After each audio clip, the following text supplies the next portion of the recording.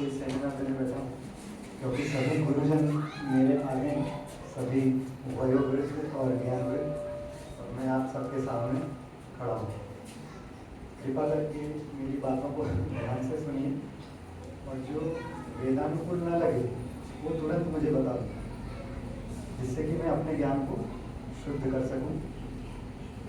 मेरे जीवन का जो लक्ष्य है वो अभी स्वार्थमय है, क्योंकि मैं अपने ज्ञान को शुद्ध करना चाहता हूँ।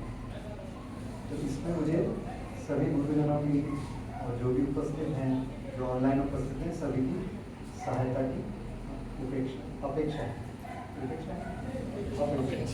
ठीक है। आज जो मैंने विषय तैयार किया है उसका जो आधार है वो 5वां नियम आर्य समाज का। कोई पढ़ देगा?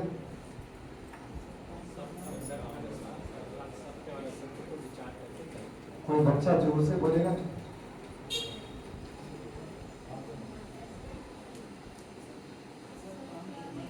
बच्चों को बोलना चाहिए जोर से।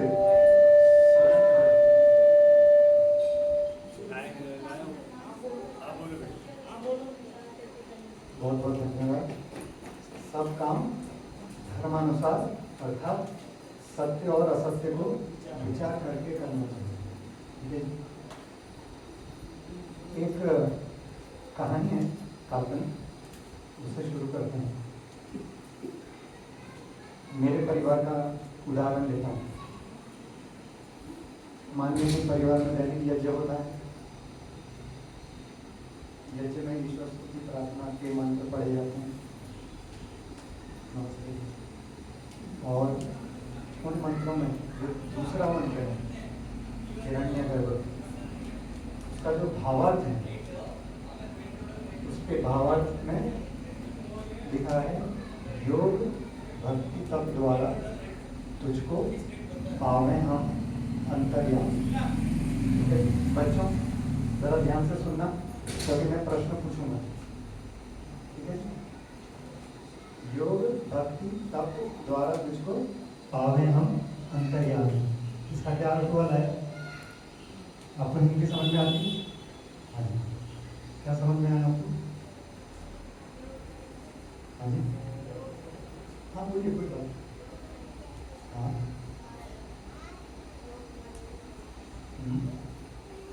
उससे क्या होगा?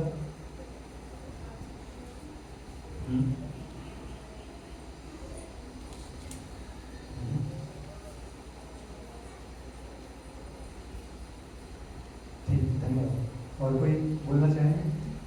योग भक्ति तप द्वारा तुझको पावे हम अंतर्यामी। आपका नाम? आप बताना चाहेंगे इसका क्या आपको समझ में आया? ईश्वर की प्राप्ति के लिए हमें योग साधना का बहुत बढ़िया, बड़ा सुंदर। ठीक है। तो ये मान लीजिए हम दैनिक अपने घर में करते हैं, बोलते हैं, और जो छोटे बच्चे होते हैं वो कुछ कुछ बातों को बड़े ध्यान से सुन लेते हैं और अपने मन में रख लेते हैं। ठीक है। तो मेरी बेटी वेदांगी, उसने अपने मन में ये बात बिठा ली कि योग करेंगे तो क्या होगा? ईश्वर की प्राप्ति हो जाएगी। ठीक है। अच्छा, आज के दिन मान लीजिए हम बाहर घूमने गए, तो बहुत सारे लोग एक स्थान पर बैठकर या खड़े होकर कुछ क्रियाएं कर रहे थे, बहुत सारे लोग एक साथ। तो वेदांगी ने पूछा, पिताजी ये लोग क्या कर रहे हैं? ठीक है। तो मेरा उत्तर क्या होगा? माता जी, मेरा उत्तर क्या होगा? योग कर रहे हैं। ठीक है जी, मैंने भी यही उत्तर दे दिया कि ये लोग योग कर रहे हैं। तो वेदांगी ने पूछा, अरे वाह पिताजी, इतने सारे लोग योग कर रहे हैं, इसका अर्थ है कि ये सभी लोग ईश्वर को प्राप्त करना चाहते हैं, और इसका अर्थ है ऐसा मैं भी करूंगी तो क्या मुझे ईश्वर प्राप्त हो जाएंगे? तो मुझे तो पता नहीं था इसका उत्तर, लेकिन मैंने कह दिया हाँ हो जाएंगे, क्योंकि यही तो योग है। आज अंतरराष्ट्रीय योग दिवस है और सभी इसी क्रिया को कर रहे हैं, और मैंने भी यही सुन रखा है। तो यही तो योग है, और जब यही योग है और मंत्र का भाव कहता है कि योग भक्ति तप द्वारा तुझको पावे हम अंतर्यामी। तो इसका अर्थ वेदांगी ने क्या समझा और हमने भी क्या समझा कि ऐसा करेंगे तो ईश्वर की प्राप्ति हो जाएगी। ठीक है ना? लेकिन मेरे मन में मैं ये जान रहा था कि मैंने जो उत्तर दिया है वो सही। अच्छा, आपको पता है ये सही नहीं है ना? ठीक है, पूरा नहीं है। बहुत सारे लोग होंगे जो ऐसा मानते होंगे कि ये सही नहीं है, कुछ मानते होंगे ये पूरा नहीं है, कुछ कहेंगे इसमें थोड़ा सत्य है ना? लेकिन मेरे मन में एक प्रश्नों का सैलाब उठा कि मेरी बेटी ने जब मुझे पूछा कि पिताजी क्या ये योग है और इससे ईश्वर की प्राप्ति हो जाएगी, और मैंने कह दिया हाँ। अब मुझे ढूंढना होगा, क्योंकि आज तो फादर्स डे भी है, तो मुझे अपने कर्तव्य का तो निर्वहन करना पड़ेगा ना। तो मैं जो उत्तर दे रहा हूँ वो ठीक है या नहीं, इस पर भी मुझे विचार करना होगा। लेकिन अब प्रश्न ये आया मेरे सामने कि मैं कैसे जानूं कि योग क्या है। हाँ जी, कोई बता सकता है? मेरी उलझन को कौन दूर करेगा? कौन बच्चा दूर कर सकता है मेरी उलझन को? छोटे बच्चे, सुरभि, वेदांगी, आप भाई साहब बच्चे तो नहीं है लेकिन मुझसे छोटे लग रहे हैं दोस्त। कोई मेरी उलझन को दूर करेगा? जिसकी भी इच्छा हो। पहले मैं बच्चों को पूछूंगा, ये तो दादी। हाँ जी, क्योंकि मेरे जीवन का एक और उद्देश्य है कि मुझे मेरे बच्चों का ज्ञान भी शुद्ध करना है। पहले मैं अपने बच्चों का ज्ञान शुद्ध करूँगा, है ना? दूसरों का ज्ञान तो पता नहीं मैं शुद्ध कर पाऊँ या नहीं कर पाऊँ। हाँ जी, अमर जी, आप मेरी उलझन दूर करेंगे? हाँ, आत्मा और परमात्मा का मिलन योग है। मेरा प्रश्न ये है कि मैं जानना चाहता हूँ कि मैंने जो मेरी बेटी का उत्तर दिया वो तो गलत था, मुझे अंदर पता है। तब मैं योग को कैसे जानूँ कि योग क्या है? मेरा प्रश्न ही है। तो आप मेरी उलझन दूर कीजिए एक शब्द, एक लाइन में। मैं तो समय बहुत चला योग का अर्थ है आत्मा और परमात्मा का मिलन। योग का मतलब होता है जोड़ना, आत्मा और परमात्मा का जोड़ना। एक विशुद्ध योग जानना है। योग ये जो व्यवहारिक योग है ये तो शारीरिक समझ कर किया जाए, लेकिन योग जो है इसका व्यापक रूप जो है जब तक उसको आत्मसात नहीं किया जाएगा तो ईश्वर का। तो ये प्रश्न तो मेरे अंदर भी आया, यही प्रश्न तो मेरा है कि मैं कैसे जानूँ कि योग क्या है? मैं कहाँ जाऊँ, किसको पूछूँ? ये तो शास्त्र योग दर्शन साधना नहीं, योग दर्शन जैसे हम मानते हैं। हाँ जी, ठीक है ना? तो कुछ लोग बोल रहे हैं कि योग साधना है, कुछ कह रहे हैं कि योग दर्शन है ना? तो मेरे अंदर जो प्रश्न होते तो मैं ऐसा विचारता हूँ कि सबसे पहले मैं ये सोचूं कि ये जो योग शब्द है ये सबसे पहले किसने उपयोग किया? सबसे पहले ये कहाँ लिखा गया या किसने बोला? जहाँ बोला वहीं तो मैं देखूंगा। अच्छा, आप में से कितने लोग ऐसे हैं जो भारतीय भाषाओं को छोड़ के अन्य भाषा जानते हैं? कोई भी, जर्मन, फ्रेंच, है ना? मान लीजिए उस भाषा का कोई शब्द है और मैं उस शब्द का अर्थ हिंदी डिक्शनरी में ढूंढूं तो क्या मुझे मिलेगा? मिलेगा? मिल भी सकता है, लेकिन उसका अर्थ वैसा नहीं हो सकता।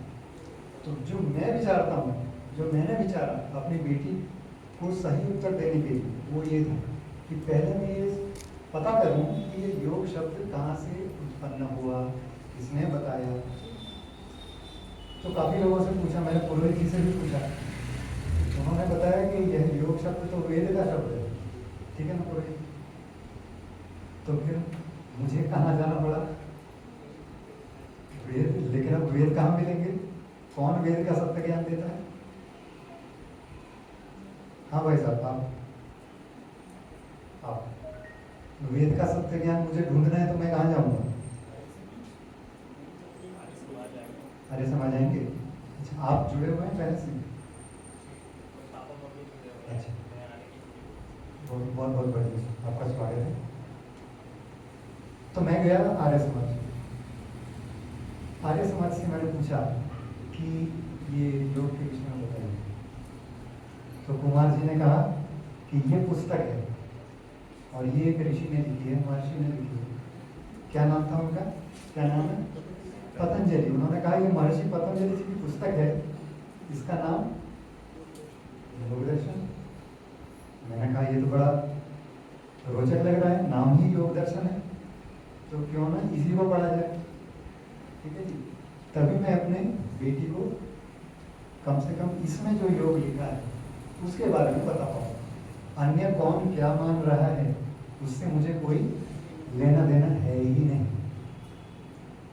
क्योंकि मान लीजिए आप आँख बंद करके बैठे और मैं कोई एक शब्द कहूँ, आप प्रयास कीजिए, आँख बंद कर लीजिए, सभी आँख बंद कर लीजिए, आँख बंद कर लीजिए, आँख बंद कर लीजिए। अब मैं एक शब्द बोलूँगा, जिसको हिंदी आती है तो उसके लिए सरल, हाथी। अब आपने क्या सोचा? अब आप आंख खोलकर बता सकते हैं क्या सोचा आपने? जैसे ही मैंने हाथी कहा, आपके मन में क्या हुआ? हाथी की आकृति आई ना, एप्पल की तो नहीं आई, नहीं है। तो हम शब्दों को किसी विषय के साथ जोड़ते हैं, इसी प्रकार से हम ज्ञान प्राप्त करते हैं और इसी प्रकार से हम याद भी रखते हैं। तो अगर हमने हाथी के साथ कोई अन्य चीज जोड़ ली और फिर कोई कहे हाथी, तो हम हाथी की आकृति नहीं बनाएंगे, हम लोग अन्य वस्तु की आकृति बनाएंगे। वही हमारे दिल में रहेगा, वही हमारे दिमाग में रहेगा, वही हमारे चित्त में रहेगा। इसी प्रकार से योग भी है। तो आज मेरा जो विषय है, मेरा जो तरीका है वो स्कॉलस्टिक है। मुझे लिखना पढ़ना बहुत पसंद है, भले मैं करूँ ना करूँ वो अलग बात है, लेकिन लिखना पढ़ना बहुत पसंद है। तो आइए आज, और फिर इस 5वें नियम पर भी आप ध्यान दीजिएगा कि सब काम धर्मानुसार, अर्थात सत्य और असत्य को विचार कर कर ही करना चाहिए। यही मनुष्य का कर्म करने का तरीका होना चाहिए। आइए तो कुछ शब्दों में धीरे धीरे से हम आज, हालांकि हम सब जानते हैं योग क्या है ना? अनिल आर्य जी जो आते हैं वे भी योग पर ही बात करते हैं, लेकिन मेरा उद्देश्य क्या है कि मेरे बच्चों को योग पता होना चाहिए, कम से कम उसकी थियरी तो पता होनी चाहिए, जिससे कि दूसरे लोग उनको बहका ना सकें कि आइए हम आपको योग सिखा देते हैं। ठीक है जी। तो योग का जो अर्थ पुरोहित जी से निवेदन करूंगा कि इसमें गलती हो तो बता दें। मैंने पूछा कि योग का अर्थ क्या है, तो कहा युज धातु से। युज, उसमें कौन सी धातु है? युज। योगे समाधव, ठीक है बोले, योगे समाधव। अब ये जो भाषा है इसमें शब्द बनाने का तरीका है, उसमें धातु होते हैं, अन्य भी तरीके होंगे, मैं उसका एक्सपर्ट नहीं हूँ, पुरोहित जी हैं। लेकिन जो धातु है मान लीजिए वो एक वर्ब है, मान लीजिए वर्ब, क्रिया, उस क्रिया से हम ये शब्द बना रहे हैं। तो इसमें दो क्रियाओं का उल्लेख है, एक योगे और समाधि, जिससे युक्ति, संयोग या चित्त की स्थिरता हो, ये उसका अर्थ है। ठीक है। अब आप ये 5वें नियम पे जाइए, सब काम धर्मानुसार अर्थात सत्य और असत्य को विचार करके करने चाहिए। तो योग शब्द का जो सत्य है वो तो ये है। ठीक है। तो जब वेदा की देखिए, अब वेदा की पूछेंगे पिताजी ये तो समाधि है, वहाँ तो लोग कुछ क्रियाएं कर रहे हैं, तो क्या वह समाधि है? अब मैं क्या कहूँ? हाँ जी आप बताइए, मैं क्या कहूँ? खुद समझ लो। मैं ज्ञान रखूँ कि जैसे कि अगर आपको ज्ञान है तो आप ज्ञान के बेसिक्स को एक्सटेंड करवाएंगे ना। ठीक है। तो मैं तो उससे कहूँगा कि भाई नहीं, ये तो समाधि तो नहीं है। अच्छा आगे चलते हैं। योगे, योगे का जो धातु पाठ में जो अर्थ दिया जाता है वो है जोड़ना, मिलना, लगाना, संयोजित करना। ठीक है, तो इस रूप में कि भाई मान लीजिए दो पदार्थ हैं, इनको मैं यूँ जोड़ देता हूँ। ठीक है, ये दो प्राकृतिक पदार्थ हैं, इनको मैं यूँ जोड़ देता हूँ, इसको बोलते हैं जोड़ना। इस भाव में अगर आप योग को जोड़ना बोलते हैं तो फिर ये होता है। अच्छा, ईश्वर और आत्मा कैसे हैं? क्या ईश्वर और आत्मा ऐसे जुड़ते हैं? ईश्वर और आत्मा ऐसे जुड़ते हैं? आपके ज्ञान के अनुसार कैसा है?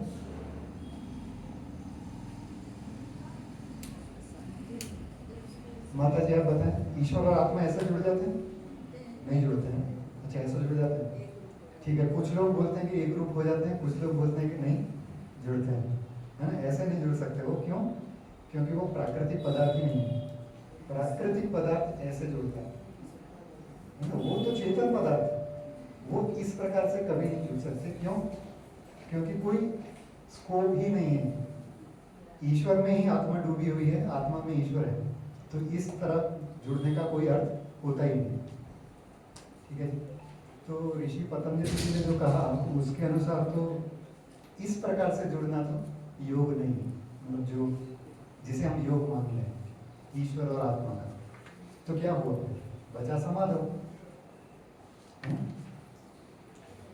समाधव का जो अर्थ दिया, युज धातु का अर्थ समाधि में, स्थिरता में, चित्त एकाग्रता में, ये उसका अर्थ। मैं जो लिखा है वही बता रहा हूँ, ये मेरा नहीं है, जो शास्त्र में लिखा है वही बता रहा हूँ। तो समाधि में, स्थिरता में और चित्त एकाग्रता में, ये हुआ समाधव का अर्थ। तो योग का अर्थ क्या हुआ फिर? जो हम करना चाह रहे हैं, जो हम प्राप्त करना चाह रहे हैं, योग भक्ति तप द्वारा तुझको पावे अंतर्यामी। हाँ जी, तो ये अर्थ ज्यादा ठीक बैठा है ना। तब मैंने अब वेदा की को कहा कि मुझसे भूल हुई, मेरे ज्ञान में कमी थी, योग का अर्थ ये है। ठीक है जी। अब उन्होंने पूछा कि ठीक है पिताजी, ये होगा कैसे? कैसे होगा ये कि हम समाधि में पहुंच जाए, हमारा चित्त स्थिर हो जाए? इसके लिए क्या क्या करना पड़ेगा? अब आप बताएं। मैं योग दर्शन की बात कर रहा हूँ, मैं इधर उधर की बात नहीं कर रहा हूँ। योग दर्शन की बात कर रहा हूँ।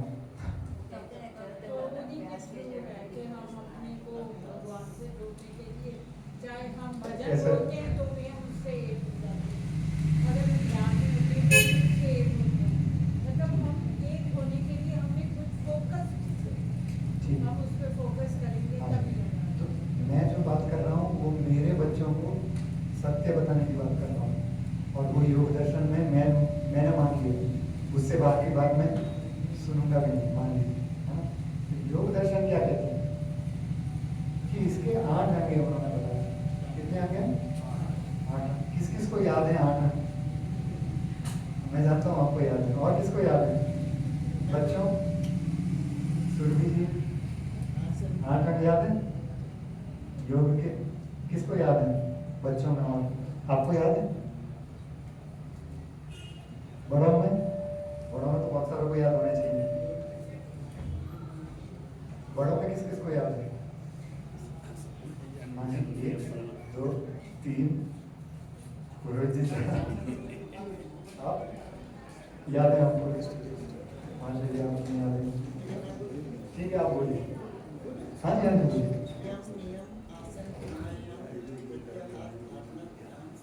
हाँ जी, जिनको याद नहीं थे उनको ये सुनाई दिया? नहीं सुनाई दिया? ठीक। यम, नियम, आसन, प्राणायाम, प्रत्याहार, धारणा, ध्यान और समाधि। अब जिसको याद नहीं था वो बता सकते हैं? आप? ठीक। यम, नियम, आसन, यम नियम आसन प्राणायाम प्रत्याहार धारणा ध्यान समाधि। एक और बार बोलूं, यम नियम आसन प्राणायाम प्रत्याहार धारणा ध्यान समाधि। आज का जो उद्देश्य है कम से कम इतना तो होना चाहिए, जो ये मैं चाहता हूँ मेरे बच्चों के लिए, कि मेरे बच्चे कम से कम आज के दिन इन 8 अंगों को तो याद करते हैं। जब तक ये 8 अंग ही याद नहीं हुए, थियरी याद ही नहीं हुई, तो मैं ऐसा समझता हूँ कि मैं फिर उसको जीवन में आत्मसात कैसे करूँगा जब मुझे पता ही नहीं है ना। इसलिए यम नियम आसन प्राणायाम प्रत्याहार धारणा ध्यान समाधि। अब कौन बोल सकते हैं जिनको याद नहीं था? 1 या 2 तो याद हो गए होंगे। हाँ जी बोलिए।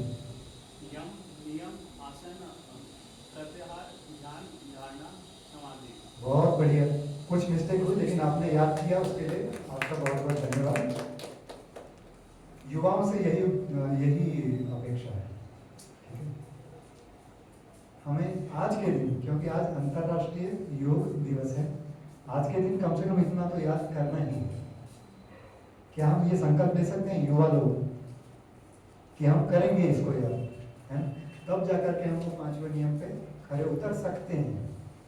क्योंकि हम जो भी कर रहे हैं अंतर्राष्ट्रीय स्तर पे, उस पर भी तो हमें विचार करना है, क्या ये सत्य है, क्या ये असत्य है। जो वेदों ने जो योग बताया है वो तो ये है।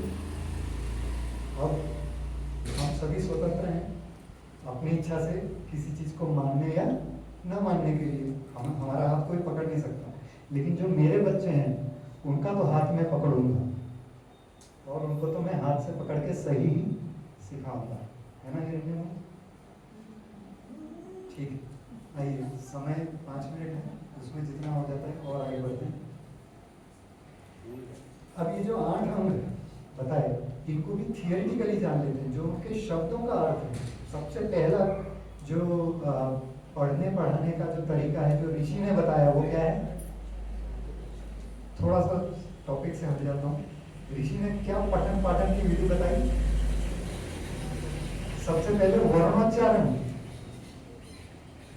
ठीक है जी, गलती हो तो बता देना बोलो जी। पहला वर्णोच्चारण है। अगर हम क ख ग घ अ ई यही ठीक नहीं बोल पा रहे ना, तो हमारा आगे जाना बहुत मुश्किल है। क्योंकि ये जो संस्कृति जिसकी हम बात करते हैं, हमारी संस्कृति, वैदिक संस्कृति, श्री राम की संस्कृति, श्री कृष्ण की संस्कृति, वो संस्कृति का सबसे बड़ा आधार तो भाषा होती है। जिस भाषा को हम जानते ही नहीं, उस संस्कृति को अपना संस्कृति कहने का कोई अर्थ होता ही नहीं। मैं भी नहीं जानता हूँ, लेकिन जिस प्रकार पुरोहित कहते हैं कि कई बार वो अपने ही उद्बोधन में कुछ ऐसा कह देते हैं जिससे वे स्वयं प्रभावित हो जाते हैं, है ना पुरोहित जी? तो मैं भी ये प्रयास करता हूँ कि ऐसा बोलता रहूँ जिससे कि मुझे ठेस लगती रहे कि आपको संस्कृत नहीं आती, तो आप आगे चल के संस्कृत सीखें। तो ये जो आज का जो मेरा प्रयास है ये शब्दों पर है। कम से कम हम शब्दों के अर्थ को तो जान लें, ठीक है? आइए, सबसे पहला जो अंग बताया वो है यम। बेटा कौन सा है पहला? यम। ठीक, इसका अर्थ यम ऊपर में संयमी, इस धातु से यच्छति नियमयति इति यमः। जो संयम करे, नियमन में रखे, नियम में रखे, उसे कहते हैं यम। यम क्या है? जो हमें क्या करने वाले हैं? हमें संयम में रखने वाले हैं, है ना? संयम की का अर्थ तो मेरे ख्याल से हम आम भाषा में सब समझते हैं कि संयम क्या होता है। इंद्रियों, मन और आचरण का नियंत्रण, मुख्य रूप से व्यवस्था स्थापित करने वाला, यह भी यम है, जो व्यवस्था को स्थापित करेगा। स्वामी दयानंद ने क्या कहा? नैतिक अनुशासन और न्याय से, इसका अर्थ भी उन्होंने दिया।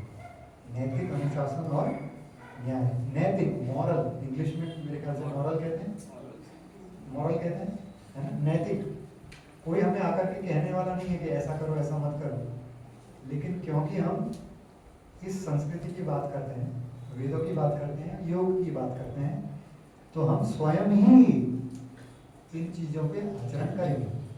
ठीक है जी, उसे कहेंगे यम। अब यम कितने बताए, तो यम क्या है, तो 5 यम बताए। किसी को पता हो तो बता दीजिए, नहीं तो मैं फिर 300 बार पढ़ूंगा। यम कितने बताए, 5। हाँ जी बोलिए। अहिंसा, सत्य, अस्तेय, ब्रह्मचर्य और अपरिग्रह। अहिंसा, सत्य, अस्तेय, ब्रह्मचर्य, अपरिग्रह। अहिंसा, सत्य, अस्तेय, ब्रह्मचर्य, अपरिग्रह। ये क्या है, 5 यम है। तो इनको कब करना है, नित्य करना है जीवन में। बहुत बढ़िया। हाँ अच्छा, अहिंसा का अर्थ धन प्लस हिंसा, सब शब्द ऐसे बना।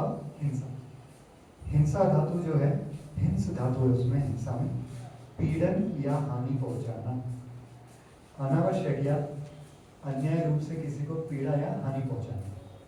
ठीक है जी, ये हो गई हिंसा। और अहिंसा का अर्थ है इसका उल्टा। तो हमें किसी को भी अधर्मपूर्वक, अन्यायपूर्वक किसी की हानि नहीं करनी है, किसी को परेशान नहीं करना है, मन, वचन और कर्म से। हम 3 प्रकार से कर्म करते हैं, है ना? मन से करते हैं, वाणी से करते हैं और शरीर से करते हैं। मन से कैसा हम कर्म कर लेते हैं कि आज तो हम ऐसा करेंगे, आज हम उसको ऐसा बोल देंगे, आज मैं ऐसा कर दूंगा, ये मन में किया हुआ है। वाणी से बोल देना और कर्म शरीर से कर देना। तो इन तीनों से ही हमें अहिंसा का पालन करना है, ये पहला यम है। दूसरा यम है सत्य। सत्य और असत्य को करके विचार करना चाहिए, विचार करके कर्म करना चाहिए। तो ये सत्य की यहाँ पर परिभाषा दी, सत प्लस यत, ये प्रत्यय। ठीक है जी, इसमें सत जो है उसका अर्थ है जो यथार्थ है। मैंने कई लोगों से सुना कि भाई जो सत्य होता है ना, ये बहुत ही सब्जेक्टिव होता है। सत्य कैसा होता है, बहुत ही सब्जेक्टिव है। मेरे लिए ये सत्य है, तुम्हारे लिए वो सत्य है। ऐसा मैंने काफी सुना, लेकिन मैंने तो माना नहीं, क्योंकि सामने वाले को पता नहीं, सत्य का अर्थ पता भी ना हो, उसने इस तरह से पढ़ा हो या ना हो। तो मैंने तो इनसे पूछा कि सत्य का अर्थ क्या है, तो पता चला कि जो यथार्थ है, जो अस्तित्व युक्त है। तो इसमें तो कहीं ऐसा नहीं लिखा कि ये बहुत ही सब्जेक्टिव है, किसी के लिए कुछ है, किसी के लिए कुछ है, ऐसा कुछ नहीं है ना। तो जो जैसा है, हाथी अगर हाथी है तो उसको हाथी ही मानना है। कई लोग ईश्वर के विषय में भी कहते हैं, कभी किसी ने ईश्वर की पूंछ को ईश्वर मान लिया, किसी ने ईश्वर हाथी की सूंड को ईश्वर मान लिया, किसी ने उसके पैर को ईश्वर मान लिया, किसी ने उसके कान को ईश्वर मान लिया। है तो ईश्वर ही ना, लोग ऐसा भी कहते हैं। तो वो सत्य नहीं है, क्योंकि जो पदार्थ जैसा है उसको वैसा ही मानना है, वैसा ही जानना है, वैसा ही बोलना है और वैसा ही व्यवहार में भी करना है। तो ये क्या हो गया, सत्य हो गया। और जो अस्तित्व युक्त है,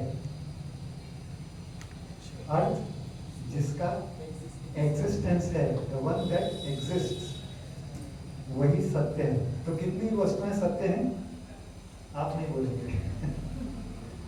कितनी वस्तुएं सत्य हैं,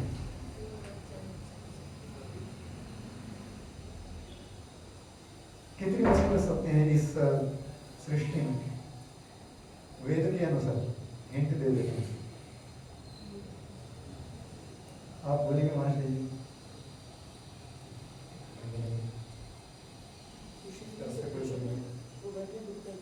गुप्ता जी आप बताएंगे कितनी वस्तुएं सत्य हैं, सत्य हैं? हाँ जी, बिल्कुल बढ़िया, बहुत बहुत धन्यवाद आपका। कितनी वस्तुएं हैं? 3। क्या ठीक लगता है? 3 वस्तुएं इतनी सारी दिख रही हैं हमें तो, अनगिनत है। यही इसी रूम में अनगिनत वस्तुएं हैं, तो गुप्ता जी ने कहा कि 3 ही वस्तुएं हैं। क्या इसमें कोई डाउट नहीं हुआ? आपको कोई डाउट हुआ? मैंने आपको पहली बार देखा, इसलिए मैं आपसे पूछ रहा हूँ। इसी में समाहित है। कोई डाउट है इसमें? सब कुछ इसी में समाहित है। Liar, there are only 3 things in this world, do you agree? No? देखो, लायर ने बिल्कुल सत्य कहा अपने ज्ञान के हिसाब से, कि वो नहीं मानती है कि 3 ही वस्तुएं हैं। ऐसे कौन कौन है जो नहीं मानते कि 3 ही वस्तुएं हैं? Very good, brave challenge. ठीक है जी। तो 3 ही वस्तुएं हैं, वो इस प्रकार से हैं कि ये जो है ये तो जड़ है, जिसे हम प्रकृति से बना हुआ कहते हैं सृष्टि। हम जो हैं, वेदों ने, ऋषियों ने क्या कहा कि हम क्या हैं? इस शरीर के अंदर रहने वाली, इस शरीर को चलाने वाली, रहती तो बहुत आत्माएं हैं इस शरीर में, ठीक है जी। इस शरीर में बहुत सारी आत्माएं हैं, लेकिन इस शरीर को जो चला रही है वो तो एक ही है, जिसको मैं कहता हूँ, है ना, उसको हम जीव भी कह लेते हैं, ठीक है। और एक है ईश्वर, जिसको परमात्मा भी कहते हैं। तो ये 3 ही पदार्थ। तो और ये तीनों पदार्थ कैसे हैं? सत्य है, सत्य है, सच्चिदानंद। आपने शब्द तो सुना ही होगा, उसमें जो सत्य है वो ये सत्य। इसीलिए अब आपसे कोई कहे बच्चों कि सत्य जो है वो सब्जेक्टिव होता है, किसी के लिए बदल सकता है, तो ऐसा तो इस डेफिनेशन के हिसाब से ये ठीक नहीं लगता। अगर आपको ऐसा कोई प्रैक्टिकल एग्जांपल मिले तो मुझे भी बताइए, जिससे कि मैं अपने ज्ञान को शुद्ध कर सकूं। जैसे इस समय वहाँ 12 बज रहे हैं, वो भी सत्य है, यहाँ पे 2 बजे हैं, ये भी सत्य है। समय एग्जिस्ट करता है। नहीं, समय exist करे, लेकिन सत्य तो वो भी है। हाँ, तो इस व्याख्या तथ्य जो है वो नहीं होते हैं, फैक्ट्स जो हैं, लेकिन सत्य कई बार होते हैं। इस डेफिनेशन का क्या करते हैं? नहीं, इसको इंटरप्रेट तो करेंगे। हाँ, तो शास्त्रों के अनुसार हम यही पढ़ रहे हैं, आज का उद्देश्य यही है। उस पर और भी हम लंबी चर्चा करेंगे, है ना, हम आपसे सीखेंगे, नहीं, ऐसा नहीं होगा। ठीक है जी। लेकिन आज का जो उद्देश्य है वो मैं स्पष्ट कर दूं फिर से, कि हम इन शब्दों के अर्थ जो दिए गए हैं ना वो जान लें। आगे चल के हम इस पर और विस्तार पे पुरोहित जी से निवेदन करेंगे, उनको समझाएंगे। ठीक है, आगे बढ़ते हैं। तीसरा जो यम है अस्तेय, अ प्लस स्तेय। स्तेय का अर्थ है चोरी, अनुचित ग्रहण, और अमत का अर्थ है निषेध, नहीं करना, तो चोरी नहीं करना। और यह भी हमें मन, वाणी और शरीर तीनों से इसका ध्यान रखना कि मन से भी नहीं, यही यम है और यही मॉरलिटी है यहाँ पर, कि ठीक है बाहर तो नहीं दिख रहा है ना, बाहर में नहीं चाह रहा कि वो बाइक चोरी कर लो, मैं चोरी भी नहीं कर रहा, लेकिन मॉरलिटी क्या कहती है कि मैं इच्छा ही ना करूँ, ये मॉरलिटी है। इच्छा ही नहीं करना है, इसको मॉरलिटी है। तो मैं अस्तेय का पालन करूँ मन, वाणी और शरीर से। 5वां यम अपरिग्रह। फिर से अ प्लस परिग्रह, परि प्लस ग्रह, यहाँ पर जो धातु है वो है ग्रह। चारों ओर से ग्रहण करना, संग्रह करना, अधिकार पूर्वक लेना, ये इसका अर्थ हुआ। ठीक है जी। तो हम क्या करते हैं, हम चारों ओर से लेते ही रहते हैं, हम संग्रहण करते ही रहते हैं। और जब, हालांकि मेरी वो स्थिति नहीं है, लेकिन जो सुना है, जो सुनते हैं, हम लोगों से भी सुनते हैं कि जब छोड़ने का समय आता है ना तो बहुत दिक्कत होती है, क्योंकि हमने इकट्ठा ही इतना कर लिया। ठीक है ना कुमार जी, मेरी तो वो स्थिति अभी नहीं है, लेकिन जो जानते हैं, जो समझते हैं, वो यही बोलते हैं कि इतना मत इकट्ठा करो। तो ये भी यम है, और ये इकट्ठा जो है वो मन, वाणी और शरीर से करना है। अच्छा, मन से कैसे इकट्ठा नहीं करेंगे हम, कोई बताएंगे कि मन से कैसे इकट्ठा नहीं करते? माता जी आप बताएंगे मन से कैसे इकट्ठा नहीं नहीं करेगा। सॉरी।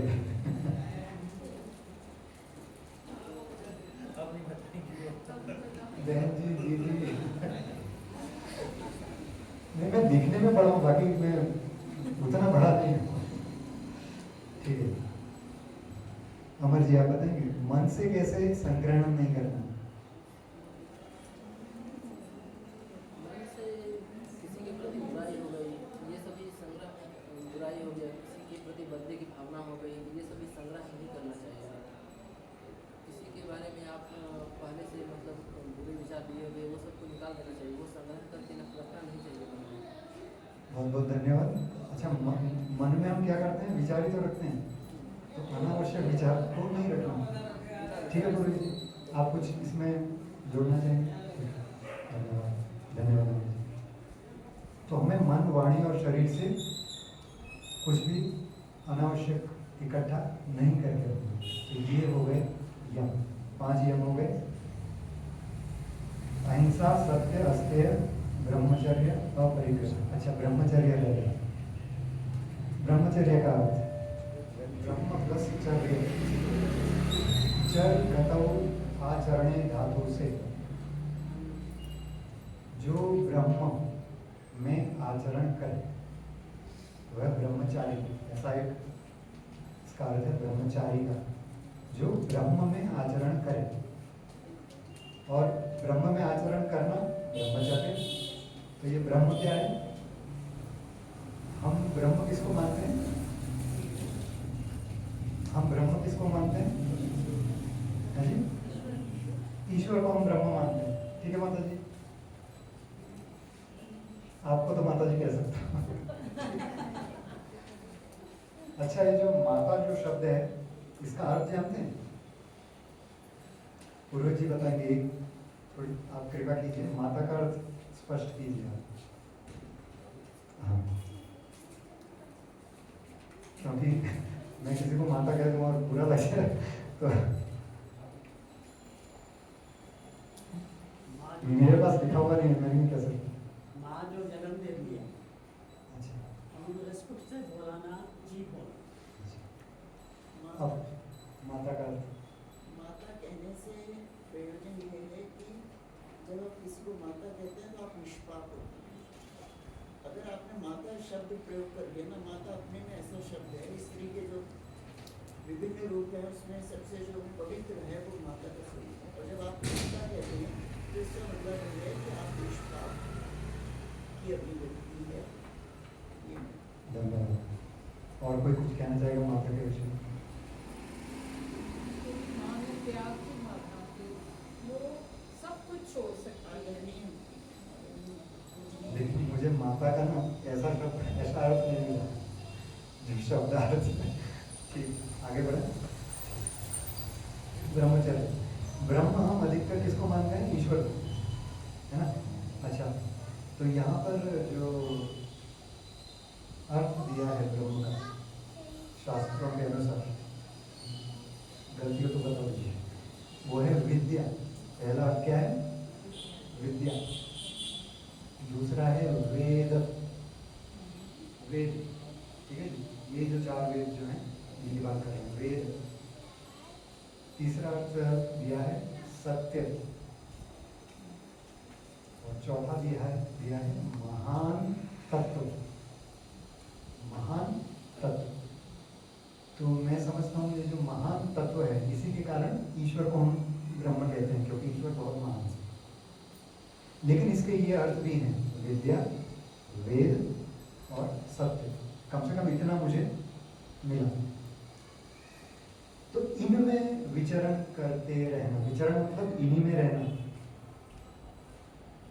सदा विद्या प्राप्ति करते रहना, वेदों का अध्ययन करते रहना, सत्य को जानते और पालन करते रहना, और ईश्वर की उपासना करते रहना। ठीक है जी, ये हो गया ब्रह्म। तो इसी में रहने को ब्रह्मचर्य कहा। अच्छा, आगे ये भी लिखा, मन, वचन और शरीर को संयमित रखकर वेद विद्या, सत्य और आत्मोन्नति में स्थित रहे। ठीक है, ये